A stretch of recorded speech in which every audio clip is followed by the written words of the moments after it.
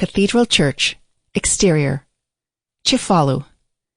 Cefalu is an ancient fishing village on the northern coast of Sicily. The name comes from the Greek word cephalē, which means head. The rock, at the foot of which the town of Cefalu lies, has the shape of a head. In 2015, together with neighboring Palermo and Monreale, Cefalu, a unique historical cultural monument, was declared by UNESCO to be a World Heritage Site. The main characters in its history are Greeks, Romans, Arabs, Byzantines, and Normans. And it is owing to the presence of the Normans from the Altavilla dynasty of the 12th century that the most representative construction in the country was carried out, the cathedral dedicated to SS Salvadore. History has it that being at the center of a storm together with his team, Roger II, King of Sicily, Puglia, and Calabria, asked for divine intervention. He hoped to find salvation and promised to build a church on the place where he could moor. That place was Cefalu Cape. Thus, on June 7, 1131, on the Whit Sunday, in the presence of Bishop Uonge, the first foundation stone was laid, which gave birth to the construction of a cathedral on the ruins of the previously existing Byzantine church. Several mosaics, dating back to the 4th century, were found under the portico. French Augustinian monks, brought from the neighboring Calabria, were immediately charged with liturgies. Due to a number of difficulties, the work lasted for over 100 years, and as we will see, it remains incomplete. The impressive dimensions, almost disproportional to the strip of land separating the mountain from the sea, represents Roger's political project to make his creation a symbol of royal power and a mausoleum of the royal family.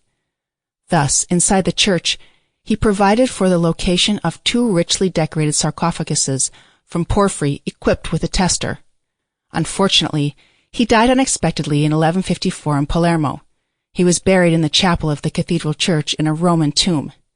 Several decades later, his grandson, Frederick II, fraudulently took these precious tombs for himself and his family and moved them to neighboring Palermo. Today, the remains of the Norman king are in Palermo, still in the sarcophaguses made from porphyry slabs. Western Facade. We will start our tour from the western side of the church where the main entrance is located, and will admire the magnificent structure that intentionally reminds us of a castle, due to the presence of the 2 towers which are typical elements of Norman architecture, and a staircase located above a high fill leading to the church porch called Terminale. Initially, it was this place that performed the function of a cemetery, and as legend has it, the ground in which these people were buried was brought from Jerusalem because it was believed to help the mummification of the bodies. Before our eyes rises a gigantic and imposing building with masses of rock from the Roman period.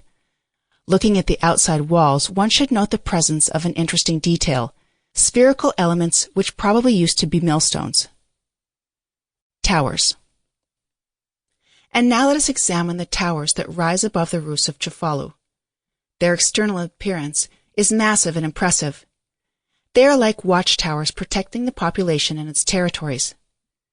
The 2 lower parts have the only arrow slits, with monophores and biphores, opening upwards and making the structure lighter. At first sight, they seem symmetrical. However, if we look up, we will see obvious differences in the elements in the upper part. The southwestern towers, square in the plan, are crowned with a pyramidal spire and battlements in the form of tongues of flame, symbolizing the papal mitre and the power of the church, while the other tower, also crowned with a pyramidal spire, and has fiblin battlements in the form of swallows' tails, the same as the Kremlin, reminding us of a king's crown and secular power. Such battlements were used in architecture of representatives of the Philippine party, existing in Italy in the 12th through 13th centuries. Its adherents were advocating the limitation of the Pope's political influence. Even the windows of their facade are different. In the left tower, we see a simple one with 1 sash, while the other wall has a biphore, typical of the Norman style, with a column in the center. Portico. Between the 2 towers there is a portico Sample complete. Ready to continue?